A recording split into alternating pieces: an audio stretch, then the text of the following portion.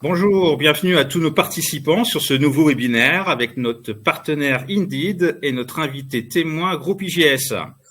Nous allons consacrer cette session au développement de l'alternance, plus particulièrement sous la forme de l'apprentissage qui connaît le plus grand succès. On va donner quelques statistiques. Au 31 décembre 2023, la DARES recense plus d'1 million de contrats d'apprentissage en cours, 1,02 million plus précisément, avec 852 235 nouveaux contrats signés en 2023. On observe une nette progression de ces indicateurs depuis 2019. Mais sur fond de tension globale qui perdure du côté des recrutements, les entreprises rencontrent toujours des difficultés pour trouver les éléments dont ils ont besoin et naturellement, cela concerne aussi le recrutement en alternance. Alors, comment analyser les tendances de marché et de recrutement d'alternants ? Comment lever les obstacles pour fluidifier le marché? Nous allons en débattre avec 3 experts. Nous allons commencer par Noémie Boulard. Bonjour Noémie. Bonjour à tous.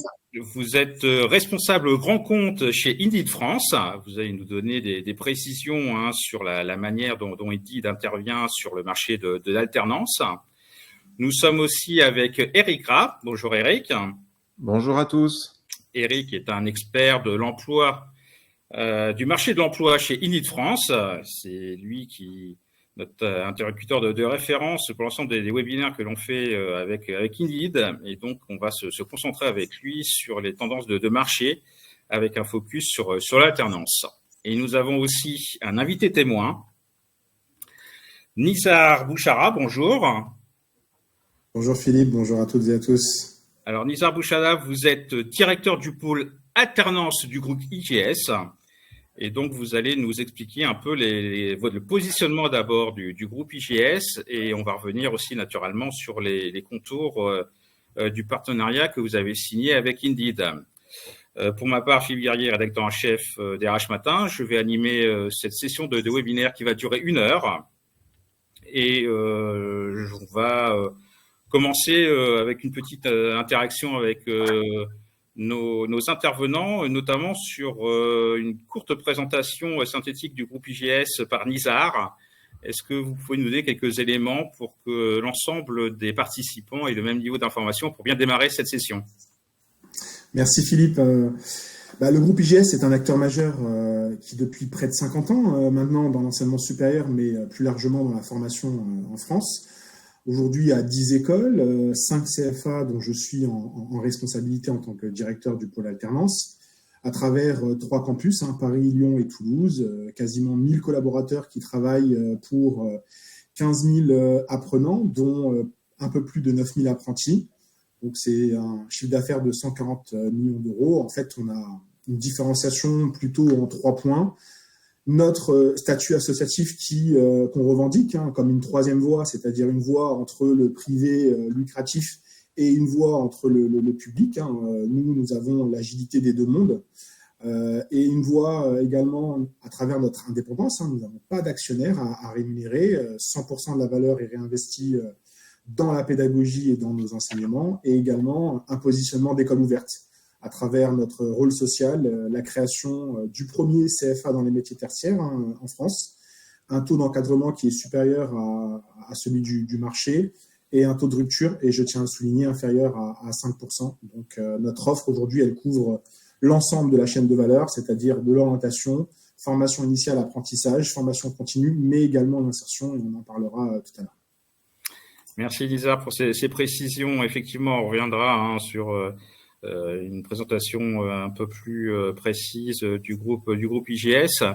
Avant de présenter les différentes séquences, j'aurais voulu revenir vers vous pour avoir des précisions sur les contours de ce partenariat entre Indeed et groupe IGS. Est-ce que vous pouvez m'apporter des précisions sur cette collaboration? Eric, peut-être, tu commences? Oui, alors le groupe IGS est un acteur incontournable de l'alternance et un acteur historique de l'alternance. Nizar vient de l'expliquer. Notre job et notre mission chez Indeed, c'est historiquement depuis 20 ans d'aider les gens à trouver un job et donc d'aider toutes les personnes à trouver un job. Et donc ça peut être un CDD, un CDI, un stage ou une alternance. Donc on est aujourd'hui la première plateforme d'emploi en France et dans le monde. Donc, on offre cette visibilité. On est une espèce de super vitrine pour l'ensemble des candidats. On est la première source de candidature, notamment sur ce public jeune de moins de 25 ans. Noémie y reviendra tout à l'heure, mais on est également la première plateforme de visibilité pour les offres d'alternance, parce que c'est parfois compliqué de naviguer sur plein de sites et de trouver les offres. Et donc, l'IGS est confronté, comme tant d'autres, aujourd'hui à des difficultés, ce qui est assez nouveau, de trouver des alternants. C'est-à-dire que historiquement, quand on était alternant, je l'ai été moi-même pendant des années, la difficulté majeure, c'était de trouver une alternance, de trouver une entreprise. Aujourd'hui, les entreprises et les centres de formation ont parfois du mal à trouver des alternants, un peu victimes du succès et du retournement du marché. Donc, on est là pour les aider et on y reviendra tout à l'heure sur la nature de notre partenariat avec le groupe IGS. Merci Eric. Nizar Bochadad, de votre côté, est-ce que vous pouvez nous apporter des précisions sur l'intérêt du partenariat avec Indeed ? Eric l'a souligné très justement. Nous, l'intérêt, il est double. Le premier intérêt, c'est le sourcing de candidats et de bons candidats. Là aussi, dans l'activité de la stratégie, de notre stratégie d'acquisition, elle est assez variée. Et pour diversifier justement cette stratégie d'acquisition de leads, nous utilisons bien entendu les services et l'offre de services d'Indeed pour avoir là aussi et trouver, coacher les meilleurs candidats pour pouvoir les proposer à nos partenaires entreprises. Mais nous avons également une utilisation autre, Indeed étant un agrégateur là aussi d'offres d'emploi et d'alternance. Mes commerciaux de l'ensemble des 3 directions commerciales de l'IGS utilisent là aussi la plateforme Indeed pour pouvoir mieux sourcer des offres, notamment sur les TPME qu'on n'aurait pas forcément nous en direct en termes de partenariat. Donc là aussi l'utilisation elle est faite au quotidien de la plateforme. Très bien, merci Nizar pour ces précisions. On va revenir sur le déroulé de ce webinaire qui va être rythmé en 3 grandes séquences. On va d'abord aborder les tendances du marché de l'emploi. Vous voyez d'ailleurs le premier slide. On mettra ça un peu dans le contexte du développement de l'alternance. En deuxième partie, nous ferons un focus sur le développement de l'alternance en France. Quels sont les grands leviers de ce succès et comment évolue la tendance du marché. Et en partie numéro 3, nous aurons un retour d'expérience du groupe IGS sur cette dimension de l'alternance avec une petite séquence vidéo et on conclura cette session de webinaire avec les questions et les réponses de nos participants. Vous pouvez naturellement poser des questions sur l'espace chat à droite de votre interface pour interagir avec les intervenants. On essaiera de récupérer les questions sur le flux en live pour essayer de répondre au maximum à l'ensemble de vos interrogations. Les plus courtes, on les prendra en direct et pour les plus longues, je pense qu'on les gardera pour la fin de la session afin que l'on puisse prendre le temps de répondre aux éléments les plus déterminants. Je rappelle aussi également à nos participants que ce webinaire sera disponible en replay sur RH Patin et via Indeed. Eric, je propose de revenir vers toi sur la première partie, les tendances de marché. Alors, on va prendre un peu de hauteur pour savoir ce qui se passe actuellement sur le marché de l'emploi. Et donc, après, on réduira un peu le focus sur la dimension de l'alternance pour savoir quels sont les principaux indicateurs. Eric, je propose que tu prennes la main sur le premier slide, sur le niveau des recrutements actuellement.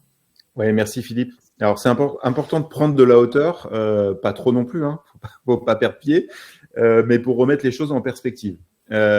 Ici, vous avez la courbe du nombre d'offres d'emploi depuis février 2020. Donc, on prend toujours ce mois de référence qui était le dernier mois normal pré-pandémique, avant qu'il y ait cette épidémie de Covid. Donc, on voit qu'on a récupéré très vite le niveau d'avant la pandémie et que depuis 2022, on est, depuis fin d'année 2022, sur un plateau où l'évolution du nombre d'offres stagne, entre guillemets, mais on reste sur un niveau extrêmement élevé.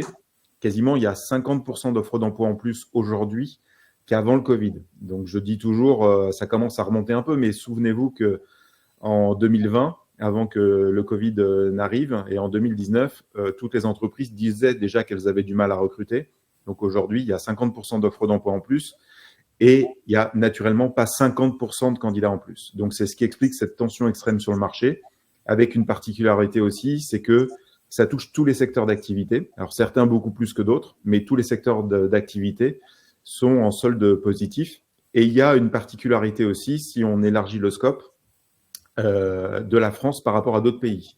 Par rapport à d'autres pays d'Europe et par rapport à d'autres pays dans le monde qui sont certains en récession. Si je prends l'Allemagne ou les États-Unis ou l'Angleterre qui souffrent davantage d'un recul, même si c'est en train de repartir, la France fait un peu bande à part. Il y a eu plein d'aides, plein d'incitations aussi pour maintenir l'emploi. Et donc, c'est plutôt une bonne chose. Et on voit d'ailleurs que le taux de chômage continue à tendre vers le bas. Oui, donc effectivement, on voit le cas spécifique de la France. Alors, c'est toujours intéressant ce slide. On voit effectivement le choc de la crise Covid-19, cette première chute brutale du nombre d'offres d'emploi les premiers mois et après qui remonte au fur et à mesure progressivement pour dépasser le niveau de 2019 de 2020. Alors Eric, j'en profite pour faire ce focus sur l'alternance. En l'état actuel, à un instant T, on trouve quel volume d'offres d'alternance sur Indeed? Alors, on reviendra tout à l'heure sur la saisonnalité, parce que ce qui est assez intéressant, c'est que la saisonnalité des offres d'emploi a complètement changé sur les 3-4 dernières années. À l'instant T, aujourd'hui, il y a quasiment 40 000 offres d'emploi. Je précise que sur cette slide qu'on voit là, d'ailleurs, les offres d'emploi sont dédoublonnées. Donc, c'est pour ça que nos données sont reprises par l'OCDE, par le gouvernement français et d'autres gouvernements à travers le monde, parce que c'est un bon indicateur de ce qu'est réellement le marché. Nizar le disait tout à l'heure, on est une plateforme qui agrège l'ensemble des offres d'emploi. C'est rafraîchi 4 fois par jour. Donc, c'est vraiment le reflet quasi exact, parce qu'il y a des offres parfois qu'on n'arrive pas forcément à reprendre, mais qu'on peut déposer gratuitement d'ailleurs sur la plateforme. Et donc, quand on a 40 000 offres d'emploi aujourd'hui, début mars, pour l'alternance, c'est assez nouveau parce qu'historiquement, les offres d'alternance arrivaient plutôt au printemps. Et donc, elles arrivent aujourd'hui de plus en plus tôt. Oui, on va revenir sur cette question de saisonnalité qui est importante. Sur la partie, alors on parlait de prendre de la hauteur, là on va en prendre beaucoup plus finalement sur les tendances à moyen terme de l'évolution de la population active. Alors Eric, comment va-t-on vivre les 10 prochaines années? Alors, je sais pas comment on va vivre, ça, je suis pas médium, mais ce que je peux dire, c'est que la nature de la configuration de la population active en France et dans tout l'Occident au sens large va changer de façon durable. Donc, ça fait un demi-siècle qu'on est sur la même logique où il y a suffisamment de jeunes actifs qui arrivent sur le marché de l'emploi et que depuis 2020, on arrive sur un plateau. Donc, si vous regardez ma courbe de tout à l'heure, elle part de 2020. Donc, on voit que depuis 2020, malgré le Covid, c'était un peu un accident de parcours, on a une augmentation du nombre d'offres d'emploi. Et on voit que depuis 2020, on n'a plus autant de jeunes actifs qui arrivent sur le marché de l'emploi. Donc, il y a plus d'offres. Je vous rappelle qu'on est sur une croissance molle, parce qu'on était l'année dernière à une croissance de 0,8%. Ce sera sensiblement la même croissance prévue pour cette année 2024, aux alentours de 1%. Donc, ce n'est pas une croissance incroyable qu'on a en France. On n'a pas 3, 4, 5% de croissance. Et donc, ce qui explique aussi cette difficulté, c'est qu'il y a une augmentation du nombre d'offres d'emploi, mais il y a une déperdition de nouveaux candidats, de jeunes publics. Et donc, on ne peut pas fabriquer des enfants qui ont déjà 21, 22 ans et donc qui sont opérationnels tout de suite sur le marché de l'emploi. Il y a, malgré l'allongement du départ à la retraite, un vieillissement de la population programmée et surtout beaucoup de gens qui vont partir à la retraite. Donc, même avec une croissance faible, voire avec une croissance nulle, il y a des gens qui partent et qu'il faut remplacer. Donc, ce qu'il faut avoir en tête, c'est que ce qu'on est en train de vivre en ce moment va durer pour des années, plusieurs décennies. Donc, votre stratégie RH dans votre entreprise ne doit pas être conditionnée en disant c'est un mauvais coup à passer, ça ne va pas durer, ça va revenir comme avant. Non, ça ne peut pas revenir comme avant. Et donc, l'alternance est une des solutions indispensables puisque de plus en plus, vous n'aurez plus de candidats disponibles qui correspondent à ce que vous recherchez, même si vous faites l'impasse sur des compétences et des aptitudes en étant un peu moins exigeant. Donc, il va falloir anticiper vos recrutements, et je sais que c'est compliqué parce que le marché et l'économie bougent très vite, mais l'alternance est un bon moyen d'anticiper et de former à la fois avec des partenaires comme IGS sur des hard skills, des soft skills, mais aussi d'intégrer les collaborateurs dans votre entreprise, à votre culture, à votre savoir-faire. Merci Eric. Oui, donc du coup, c'est encore l'occasion de souligner que les tensions au niveau du recrutement vont s'intensifier au cours des prochaines années. On n'y échappera pas de toute manière et du coup, l'alternance pourrait être un levier de plus en plus stratégique pour recruter les bons éléments dans les entreprises. Eric, sur la partie multisectorielle, quelque part, on se rend compte que finalement, ces soucis de recrutement, ça va concerner tous les métiers. Ouais, alors c'est ce que dit cette slide, c'est que pour synthétiser, en gros, tout ce qui est en orange, c'est les départs à la retraite prévus d'ici à 2030. Donc 2030, c'est quasiment demain. Et en rouge, ce sont les jeunes débutants prévus aujourd'hui sur ces métiers-là. Donc on voit que partout, il y a un losange blanc qui se trouve à droite. Si le losange blanc est à droite, ça veut dire qu'on est en déficit partout. C'est-à-dire qu'il y a beaucoup plus de départs à la retraite que d'arrivées prévues. Vient avec ça aussi l'évolution du comportement des candidats. C'est-à-dire, en gros, quand je suis un candidat et que j'ai le choix, comme les consommateurs qu'on est tous, à partir du moment où j'ai le choix, je vais aller au mieux 10 ans. Et donc, notre mission de base chez Indeed, c'était on aide les gens à trouver un travail. La mission d'aujourd'hui, c'est que les gens veulent trouver le bon travail. Et d'ailleurs, les entreprises ne cherchent pas juste des candidats, mais les bons candidats. Ce que disait aussi Nizar tout à l'heure, l'objectif, ce n'est pas forcément la quantité, mais la qualité. Et donc, à métier équivalent, à pénibilité équivalente, je vais chercher un meilleur salaire pour une pénibilité équivalente. Ou je vais chercher à salaire équivalent, moins de pénibilité. Et donc, il y a aussi des métiers, des secteurs d'activité. On en parle beaucoup, mais je prends l'exemple des enseignants, par exemple, où il y a une forte déperdition de vocation parce que manque de reconnaissance, un salaire qui n'est pas à la hauteur, etc., etc. Et à compétences égales, je vais aller ailleurs. Donc, on a des difficultés aujourd'hui sur un certain nombre de métiers qui va s'accroître si on ne travaille pas l'attractivité, si on ne travaille pas le bien-être au travail, les conditions de travail. Et une fois de plus, ce n'est pas qu'une question de rémunération. Sur les métiers d'aide à domicile, par exemple, ou les métiers d'infirmier, il y a eu des revalorisations de salaire assez importantes, mais qui ne suffisent pas à compenser les conditions de travail. Donc, il faut vraiment l'avoir en tête parce que sur certains métiers, ça risque de vraiment poser problème dans les mois et dans les années qui viennent. Oui, merci Eric. Effectivement, tu as utilisé tous les mots-clés sur les points à prendre en compte pour attirer les talents, la dimension d'attractivité de marque employeur. Et c'est un sujet qui va concerner tous les secteurs d'activité, tous les métiers, en sachant que tous les métiers vont naturellement beaucoup évoluer aussi, notamment avec les technologies. C'est pas le sujet du jour, mais notamment l'intelligence artificielle. Mais on pourrait certainement en parler sur un prochain webinaire. Merci Eric. Oui. Pour faire une aparté sur l'intelligence artificielle, faut arrêter d'écouter les études parce qu'il y a un grand cabinet comme McKinsey, par exemple, qui disait il y a 5 ans, c'est tous les cols bleus qui vont disparaître. Aujourd'hui, le même cabinet dit que c'est plutôt les cols blancs qui vont être impactés. La vraie certitude, c'est que tous les métiers vont être impactés de près ou de loin par l'intelligence artificielle, mais la technologie au sens large, et notamment sur des métiers de l'IT, donc directement concernés par ça. Ce qu'on constate et ce qu'on projette, nous, chez Indeed, c'est que sur certains parcours de formation, justement, entre le moment où vous avez commencé votre formation et le moment où vous la terminez, il se peut qu'à la fin de votre formation soit obsolète. Donc, il va falloir de plus en plus se former tout au long de sa vie. Ça aussi, c'est une nouveauté. Avant, on avait un socle de base.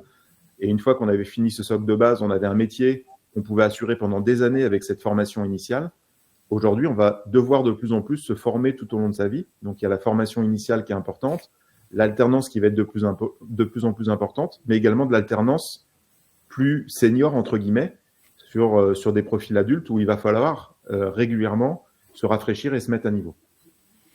Ouais, naturellement, même si on peut encore se poser des questions sur l'impact réel que va donner l'intelligence artificielle, on est d'accord que globalement, il va falloir prendre en compte quand même ces technologies sur l'ensemble des métiers pour pouvoir les intégrer. Et ça concernera aussi finalement le parcours des alternants quelque part. Absolument. Merci Eric. Je propose de passer sur la partie 2, sur le focus de l'alternance. Oui, alors. On est à quel niveau?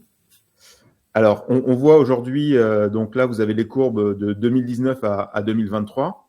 Donc, pour être très clair, 2019, c'est la courbe qui est la plus en bas en bleu foncé. Et 2022-2023, c'est les courbes en haut. Donc, 2024, on devrait coller. Je pense qu'on ne sera pas très, très au-dessus de cette courbe-là parce qu'on arrive aujourd'hui à une sorte de palier. Et puis, il y a aussi une petite baisse des aides, etc. Donc, l'objectif, c'est déjà d'arriver à assumer et assimiler tous ces contrats d'alternance. On a encore du retard à rattraper. Donc, il y a un premier gap qui a été passé et on pense très sincèrement que l'alternance va continuer à se développer, mais avec une progression moins régulière que ce qu'on a vécu d'année en année cette fois-ci. Donc, on voit que l'alternance a battu des records. Tu le disais tout à l'heure, Philippe, avec plus d'1 million d'apprentis en 2023. Donc, c'est 5,6% de plus qu'à fin 2022. On devrait encore avoir 3 à 4% d'augmentation sur 2024. Et on voit que naturellement, la plupart des entrées se font en septembre-octobre. Donc là, c'est quand les contrats démarrent. Ce n'est pas forcément quand les offres d'emploi démarrent. On y reviendra. Et une nouveauté aussi, je laisserai Nizar en parler tout à l'heure, mais il y a de plus en plus de formations avec des entrées décalées où parfois on va pouvoir, pour certains métiers et pour certaines entreprises, avoir des entrées tout au long de l'année pour éviter cette temporalité de saisonnalité très forte qui crée aussi un mouvement très important sur un délai très court. Effectivement, il faudra prendre en compte cette dimension de saisonnalité. Alors, je vois qu'il y a pas mal de questions qui tombent sur le fil de chat, qui sont des questions assez importantes. Je propose qu'on garde ces questions pour la fin de session, parce qu'il y a des questions qu'on n'avait pas parlé de notre côté et qui reviennent aussi sur le fil de chat. Donc, on aura l'occasion d'en reparler en fin de session. Donc, vous, si vous voulez écouter les réponses. Peut-être une petite précision pour nos auditeurs. Oui, Nizar. Quand on parle, parce que cette question-là, je l'ai assez souvent. Quand on parle aujourd'hui en France d'1 million d'apprentis, préciser à nos auditeurs qu'il s'agit bien des apprentis qui sont en stock, c'est-à-dire des apprentis qui sont déjà, on va dire, en alternance, plus les apprentis entrants. On le voit très très bien sur la courbe graphique et Eric a parlé d'asymptote. Les 5,6 de plus qu'en 2022, on est bien sur, là aussi, une augmentation versus le flux et non pas justement sur ce stock-là. Oui. Très important comme précision, ce n'est pas une augmentation des offres, c'est une augmentation du stock global. Effectivement. En cours et niveau contrat. Ouais. Merci pour ces précisions.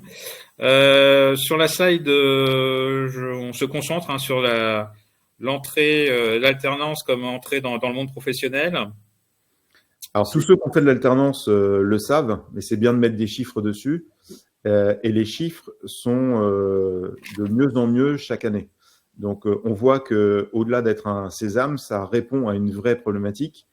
Je mets au défi l'ensemble des auditeurs ici présents d'avoir les mêmes taux de succès sur des recrutements en CDI. Le taux d'échec, de déperdition est beaucoup plus important. On pourra en reparler, mais le taux de rupture de période d'essai à l'initiative des collaborateurs s'est envolé ces dernières années. Là, on voit que ça fonctionne très bien, à condition d'avoir la maturité nécessaire, de bien s'entourer. C'est-à-dire que si on recrute bien un alternant et qu'on lui donne les bonnes conditions de s'intégrer, d'être formé et d'évoluer dans l'entreprise, ça fonctionne. Si on recrute un alternant pour recruter un alternant, ou pareil pour les stagiaires, mais qu'on n'a pas le bon tuteur, on n'a pas le bon partenaire, etc., ça peut être une catastrophe et contre-productif. Mais on voit que globalement, à travers ce chiffre, on a un taux d'insertion dans la vie professionnelle qui est très élevé à court terme déjà et encore plus élevé à moyen terme. Alors ça, c'est du côté des entreprises. Est-ce que les jeunes apprécient ce canal de l'alternance ? Bah oui, on voit que les chiffres sont très largement supérieurs à 80%, aux alentours même de 90%. Et ils pensent que une formation en alternance représente un plus sur un CV et on le voit en termes de taux de retour de la part des recruteurs. Je dis toujours aux recruteurs quand ils disent « Tiens, je voudrais recruter plus de jeunes » et qui mettent quasiment systématiquement cette phrase magique qui m'exaspère, qu'il faut avoir au moins 2 ans d'expérience parce qu'ils veulent que le jeune, il soit jeune, mais pas trop jeune quand même, et qu'il soit opérationnel le plus rapidement possible. Faut bien démarrer un jour. Donc, l'alternance permet ça. C'est-à-dire qu'on arrive sur le marché de l'emploi en ayant déjà une expérience. Et puis, une fois de plus, pour l'avoir vécu moi-même, c'est un niveau de maturité quand même assez exceptionnel. C'est-à-dire que quand on est alternant, contrairement à ses petits copains, on n'a quasiment pas de vacances scolaires. En tout cas, on en a beaucoup moins. Et il faut à la fois être efficace côté école, parce qu'il faut avoir son diplôme, et être efficace dans l'entreprise. Donc, c'est un niveau de maturité aussi qui est important. C'est-à-dire quand on choisit l'alternance et qu'on est jeune, c'est pas un choix par dépit. Et il y a encore parfois une mauvaise image de l'alternance et de l'apprentissage sur certains métiers. Aujourd'hui, ça touche autant l'école bleue que l'école blanc. Et donc, ça montre une vraie détermination de la part des candidats. Merci Eric. J'ai plein de questions qu'on va garder pour la fin de session parce qu'elles sont vraiment très très intéressantes. Mais pour éviter de trop perturber votre présentation, je propose qu'on avance sur la présentation actuelle. Mais on a bien compris, Eric, avec ton retour d'expérience, que c'est quand même le fait d'être alternant, c'est aussi une dimension d'exigence à prendre en compte et un peu de discipline quelque part. Eric, oui, sur un petit commentaire sur cet indicateur.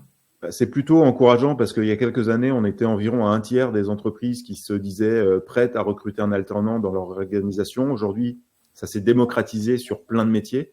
Donc potentiellement, on en parlait en préparant ce webinaire ensemble, mais ça touche tout type d'organisation, toute taille d'entreprise, TPE, PME, grandes entreprises, publiques, privées. Donc tous les métiers peuvent être accessibles. Aujourd'hui, la plupart des formations, je pense que toutes les formations, y compris sur des niveaux très élevés, peuvent intégrer l'alternance. Et donc, ils ont bien compris qu'avec cette pénurie de candidats, qui finalement est assez récente, c'était l'un des meilleurs moyens aussi de combattre cette pénurie de candidats et d'avoir des candidats motivés, formés, qualifiés, et d'avoir un taux de retour sur investissement qui est assez élevé, parce que quand on a investi du temps, de l'argent auprès d'un alternant pendant 1 an ou 2 ans, le taux de fidélité de ces candidats qui intègrent l'entreprise est aussi relativement élevé. Donc, tous les indicateurs prouvent aujourd'hui à travers les chiffres que c'est quelque chose qui fonctionne et donc c'est une dynamique qui est en évolution et qui est plutôt positive. Donc, une dynamique, effectivement, avec les entreprises qui sont prêtes à jouer le jeu de l'alternance. Alors, cette dimension, cette popularité se traduit comment en statistiques ? C'est un peu le revers de la médaille, hein, c'est ce qu'on disait tout à l'heure, c'est qu'on avait du retard à rattraper et donc au-delà des courbes qu'on a montrées tout à l'heure qui montraient l'évolution globale du nombre de contrats en cours, si on prend uniquement les offres, on a 50%, plus 52% d'annonces en alternance, donc une évolution très très forte et entre guillemets que 23% de chercheurs d'emploi en plus. Donc, ce qui explique ce moins 13. C'est le ratio entre l'offre et la demande. Un peu comme tout à l'heure, je disais qu'il y avait 50% d'offres d'emploi en plus, mais il n'y a pas 50% de candidats. On trouve cette même tension au niveau de l'alternance. Donc, c'est pour ça que je dis qu'on arrive à une forme de palier. C'est-à-dire que l'alternance est de plus en plus populaire chez les employeurs. Elle est aussi de plus en plus populaire chez les candidats. Mais on ne fabrique pas des candidats qui n'existent pas.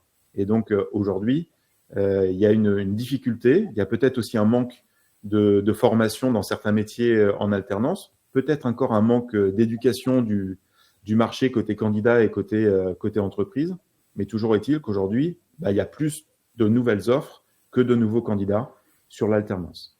Donc, compliqué de trouver des bons candidats. Ouais, du coup, ça nous permet de faire la transition effectivement sur ce focus, de la difficulté de trouver les candidats. Très clairement, Noémie en parlera mieux que moi tout à l'heure, mais c'est un sujet nouveau pour nos clients aussi. C'est-à-dire qu'avant, ils ne nous sollicitaient pas pour les aider à recruter des alternants parce que ça venait tout seul. Depuis 3 ans, on met en place des programmes spécifiques pour accompagner nos clients à être le plus efficace possible, notamment grâce à l'IA, à du targeting, parce qu'ils ont des objectifs de recrutement d'alternants. Et donc, c'est de plus en plus compliqué.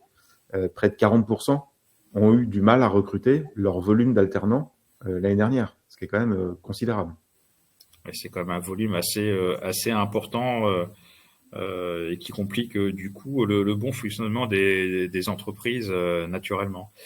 Je voudrais revenir aborder la question de la saisonnalité, qui est assez importante. Là, du coup, je vais faire intervenir Eric et Nizar pour fournir quelques conseils aux entreprises, pour savoir concrètement quand bien démarrer finalement une campagne pour recruter des alternants, et finalement quelles sont les principales étapes à prendre en compte. Et Eric et Nizar, qui veut prendre la main là-dessus? Je vais commencer, comme ça Nizar pourra donner des éléments concrets par rapport au groupe IGS, mais en gros, ce qu'il faut bien comprendre, c'est que c'est maintenant, c'est tout de suite. On ne recrute pas un alternant en avril, mai, juin pour la rentrée de septembre. Et une fois de plus, aujourd'hui, il y a des entrées sur plein de formations qui peuvent se faire tout au long de l'année. Mais les candidats commencent à regarder les offres dès aujourd'hui. Ça ne veut pas dire qu'ils se projettent forcément dès aujourd'hui. Par contre, ils analysent le marché. Et donc, pour analyser le marché et pour considérer une offre et une entreprise, il faut que cette offre soit visible. C'est très important. Le processus de recrutement et d'intégration pour un alternant prend du temps. Je ne postule pas sur un coup de tête. Je compare, j'analyse le marché, je me fais accompagner. Il faut que je choisisse aussi la bonne école, etc. C'est une relation tripartite. Donc, ça n'inclut pas que 2 acteurs. Et donc, il faut que votre offre elle soit visible le plus tôt possible. Donc, on voit dès février avec un pic très important sur mars, avril, mai, juin après. Mais dès aujourd'hui, en tout cas, chez nos clients, on voit que les entreprises les plus performantes ont tendance à anticiper le plus possible et démarrent leur campagne de recrutement dès début mars. Nizar, de votre côté, du côté du groupe UGS?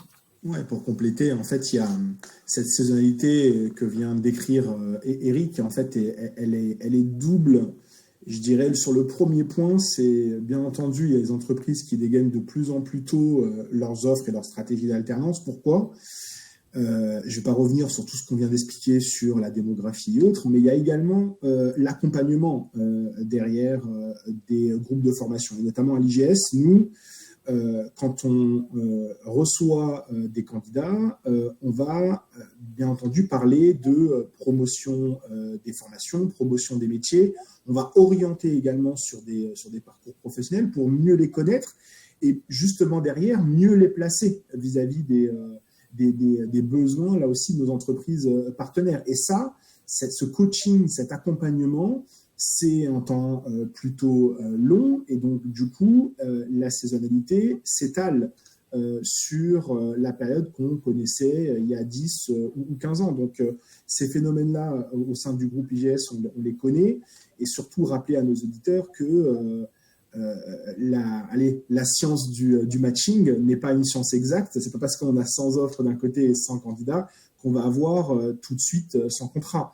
Voilà.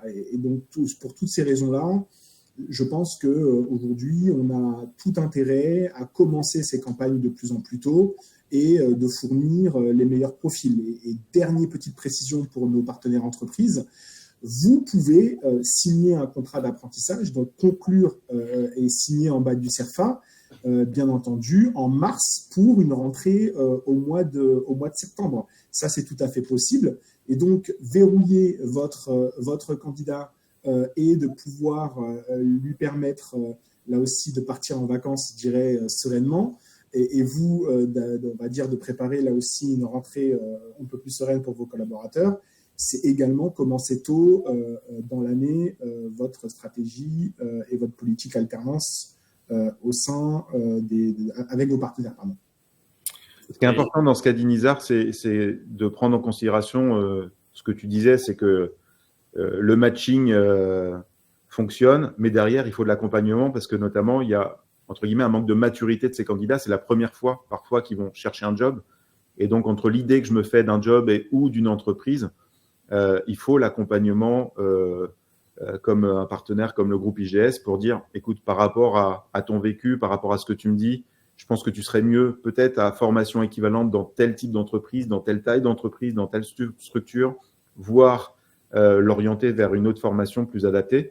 Après, ça se vérifie avec les chiffres, c'est-à-dire que le taux de rétention des candidats, le taux de succès des candidats intégrés est la résultante de tout ce travail qui est fait en amont. Donc, il y a vraiment besoin d'accompagner.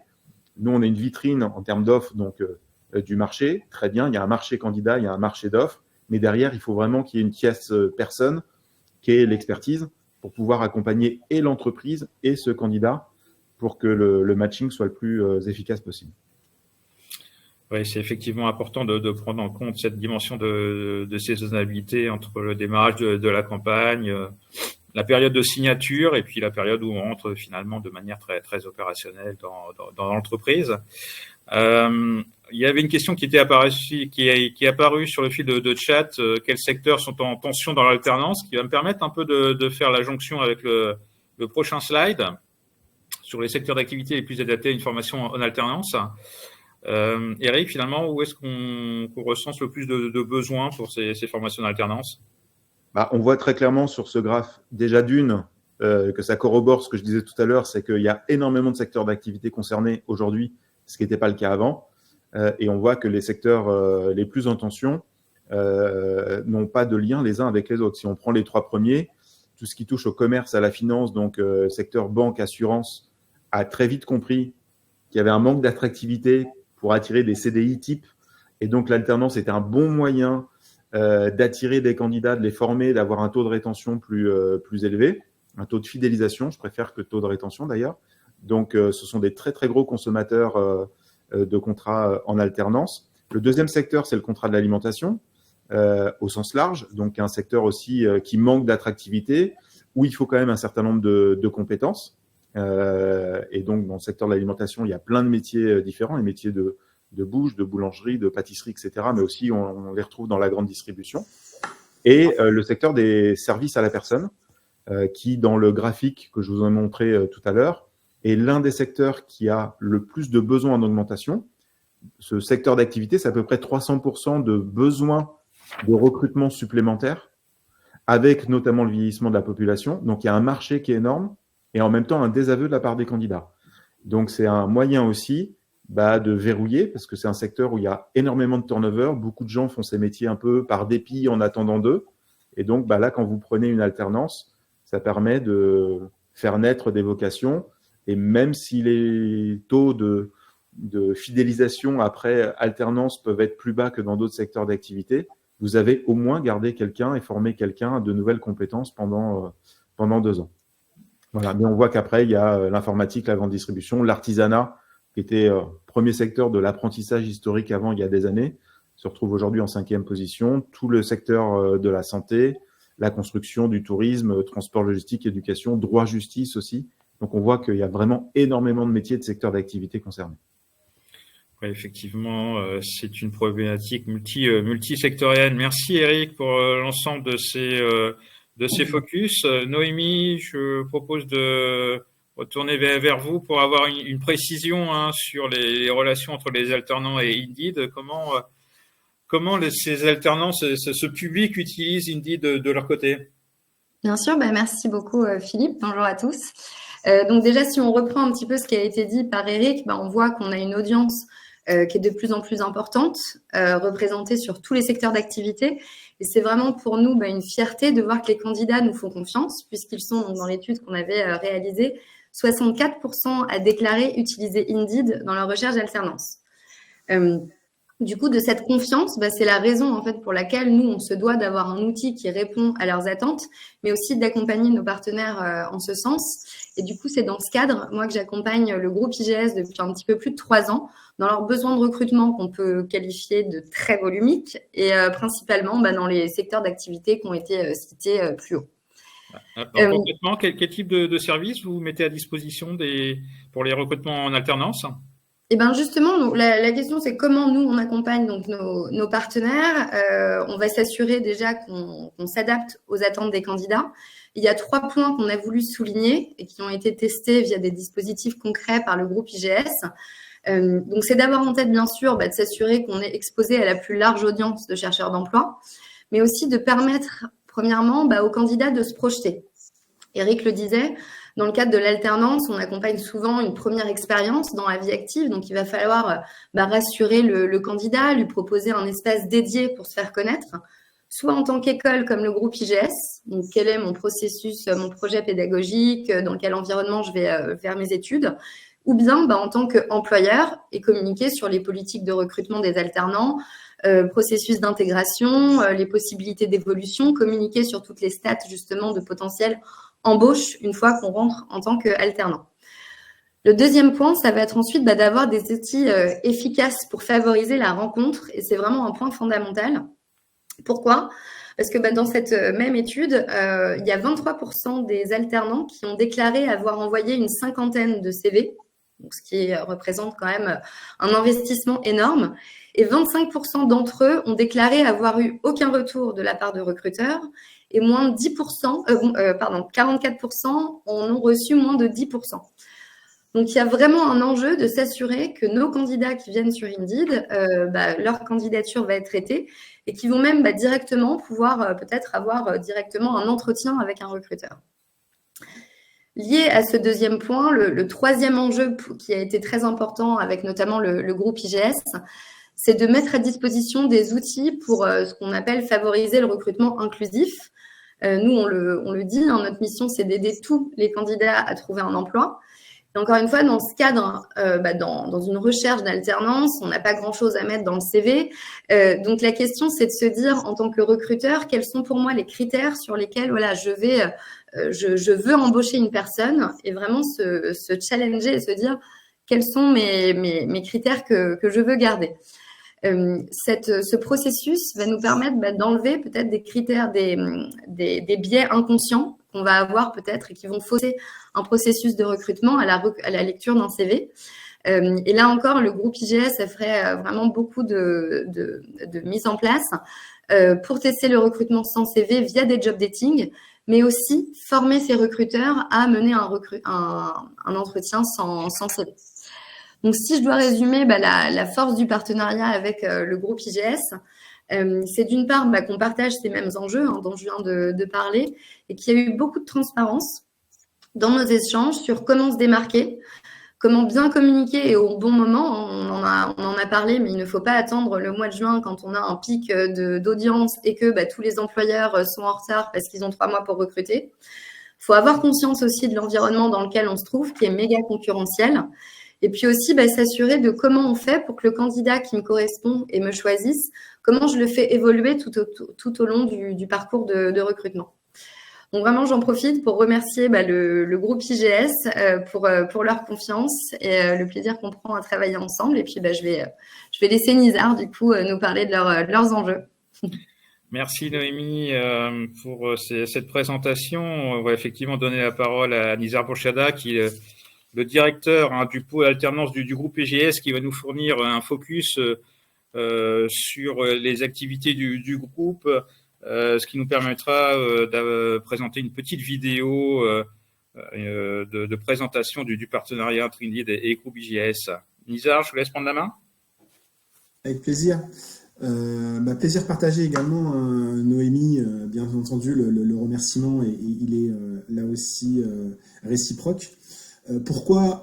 Parce que tout ce qu'on vient de se dire depuis tout à l'heure en fait fait sens dans la mesure où, comme je le disais en introduction, le groupe IGS est présent sur l'ensemble de la chaîne, c'est-à-dire qu'il a un pôle dédié à l'orientation. Et donc là, on voit en termes d'accompagnement, et y compris sur des questions, et Noémie le soulignait tout à l'heure, on a après, dans la phase de Parcoursup, on a des jeunes qui sont en terminale, qui se posent énormément de questions de comment rédiger une lettre de motivation. Est-ce qu'on doit adosser un CV et qu'est-ce qu'on met dans un CV quand on n'a quasiment rien fait? Et c'est là qu'on va également les accompagner, leur parler de leurs soft skills, de leur expérience en association, qu'il faut là aussi mettre en avant et valoriser parce que apprécié de nos partenaires entreprises.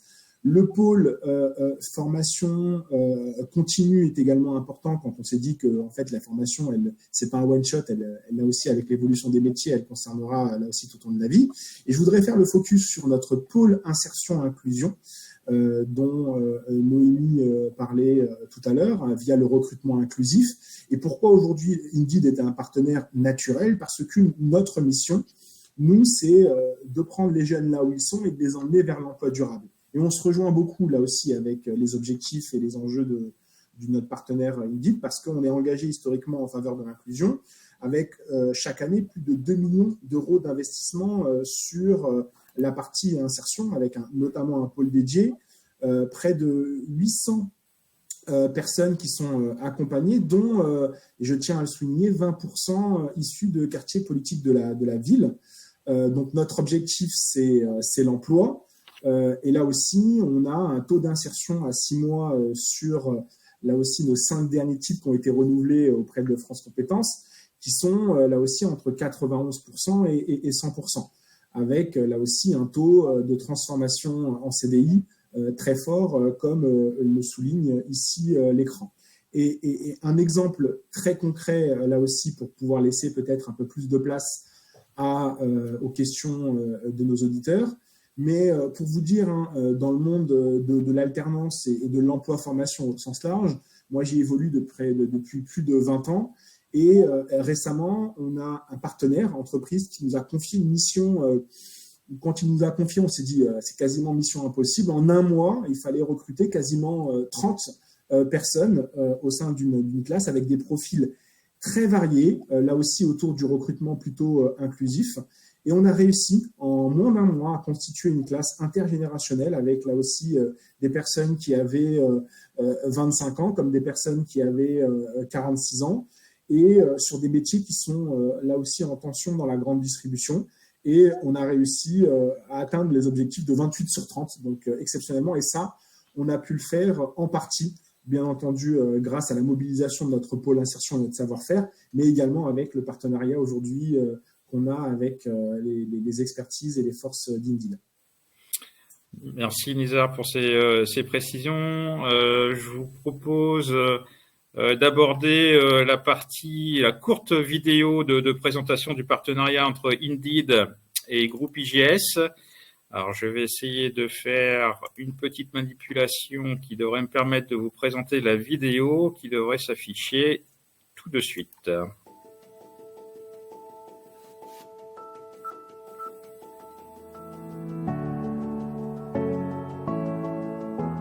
Notre collaboration est née avec Indeed il y a à peu près 5 ans sur le pôle alternance.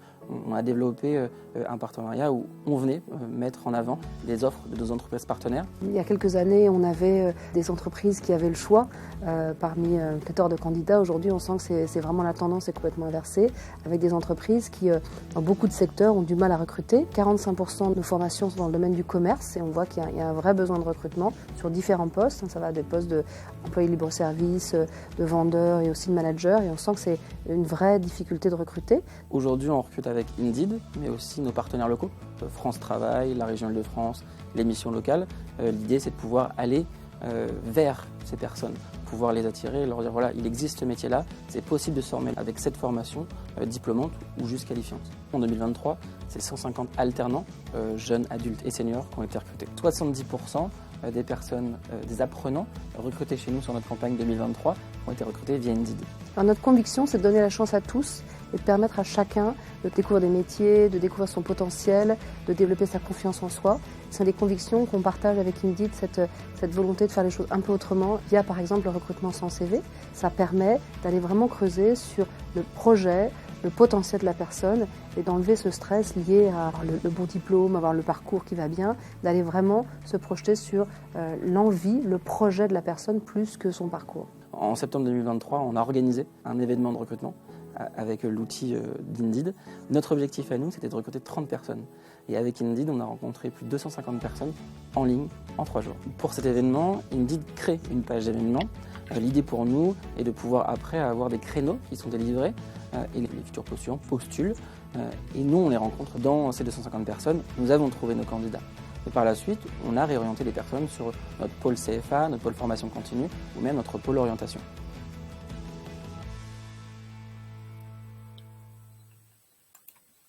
Voilà, vous venez de découvrir le témoignage vidéo de Indeed avec Groupe IGS.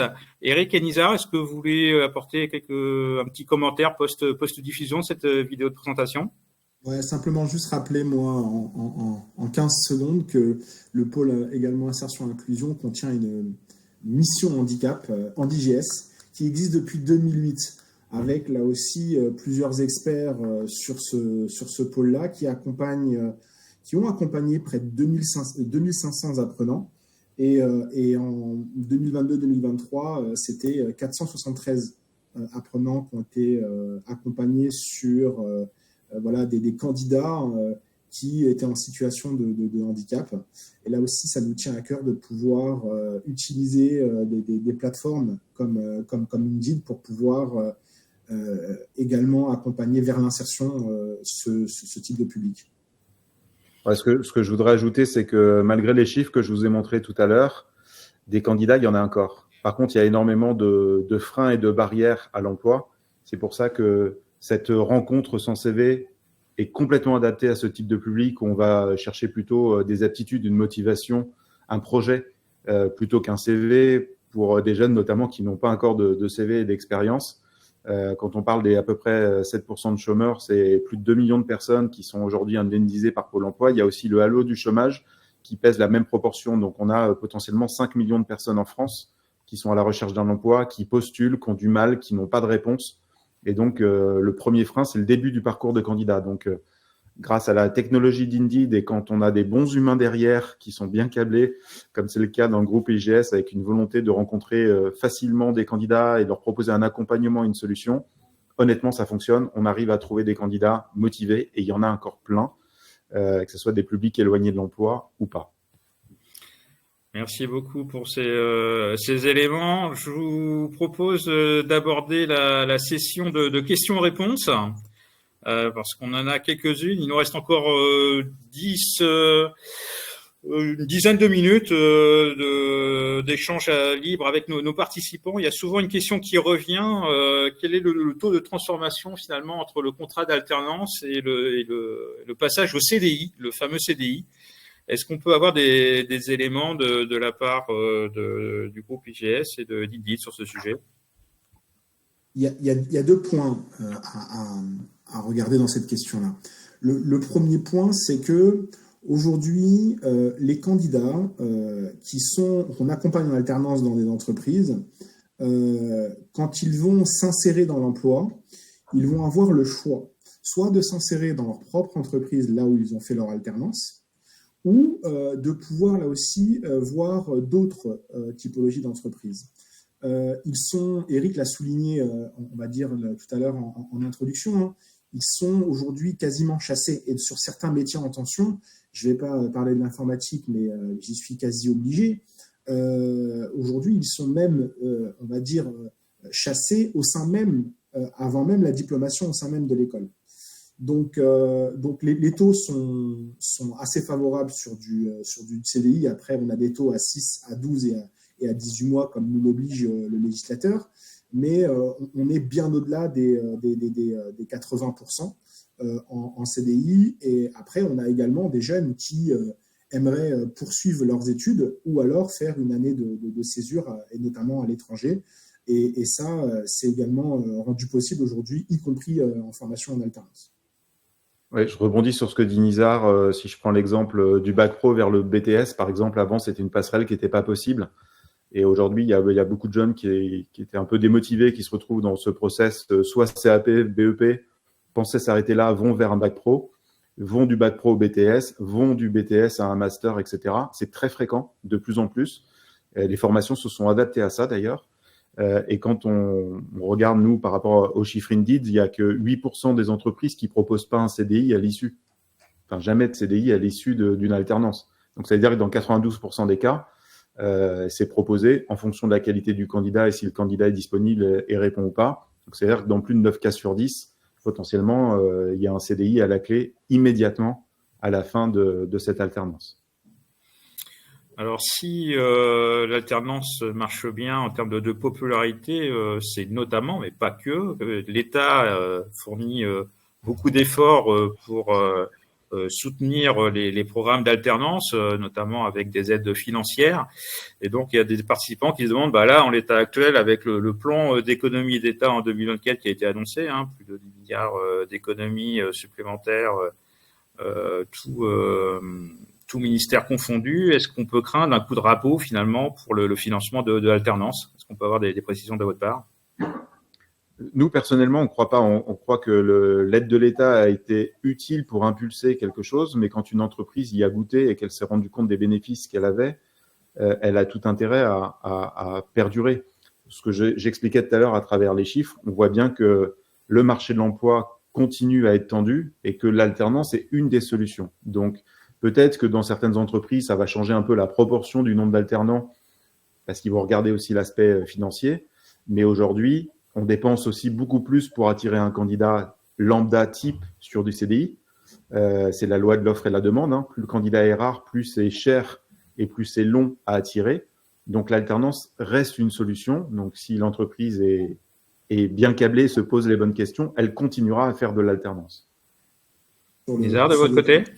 Ouais, sur le sujet du financement, c'est un sujet qui est là aussi très, très large parce que le coût de rabot, il peut être bien entendu, comme on l'a observé, de passer de 8 000 euros à 6 000 euros ou alors sur la taille des entreprises, mais il est surtout également sur les organismes de formation et donc du coup sur là aussi peut-être les taux de niveau de prise en charge. Donc il est bien large et de toute façon, nous, à l'IGS, on y est préparé. Il y a une chose sur laquelle on ne veut pas tergiverser, c'est la qualité d'accompagnement, à la fois pour nos entreprises et à la fois pour nos jeunes. Mais on a là aussi des leviers d'optimisation et pour parler de recrutement et également d'accompagnement, nous, les jeunes, et ça rejoint ce qu'on s'est dit tout à l'heure sur la saisonnalité, en fait, on a cette chance de marcher sur deux jambes au groupe IGS. On a également des jeunes qui sont en formation initiale et qui, par exemple, vont faire toute leur troisième année de bachelor en formation initiale, qui vont observer également des mois de stage. Et ceux-là, on sait qu'ils vont chercher une alternance pour poursuivre leur étude en master. Et donc, du coup, l'accompagnement, non seulement on les connaît, là aussi, on les chouchoute, puisqu'en fait, ce sont nos là aussi apprenants. Et donc, quand nos entreprises dégainent leur offre en alternance, c'est cela qu'on va, en tout premier lieu, aller chercher et proposer en candidature auprès de nos entreprises partenaires. Donc, on a des leviers d'optimisation pour jouer également sur là aussi les aspects financiers et surtout ne pas diminuer notre qualité d'accompagnement pour proposer à nos candidats là aussi toujours plus d'offres et proposer à nos entreprises là aussi toujours les meilleurs candidats.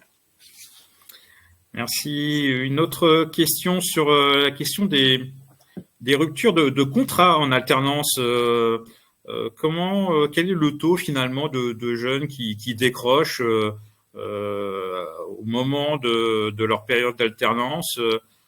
Est-ce que c'est préoccupant ou finalement il y a une certaine stabilité sur fond de popularité de l'alternance? Moi, je dirais là aussi, il y a 3 points très rapidement sur le taux de rupture. L'accompagnement, et je crois que c'est Noémie qui le disait tout à l'heure très justement, la prévention de lutte contre les ruptures, ça se fait déjà au moment où on va recevoir le candidat et l'accompagner à travers la saisonnalité. Et plus on accompagne tôt, on va dire un candidat, plus derrière on va lui parler de formation, d'orientation, de parcours, de filière, plus derrière on va lui choisir la meilleure entreprise pour là aussi ses projets professionnels. Et moins, du coup, il y aura de rupture là aussi de contrat d'alternance. Le deuxième point, il est assez simple. En fait, toutes les ruptures ne finissent pas en rupture nette. Hein. Il y a des ruptures brutes et des ruptures nettes.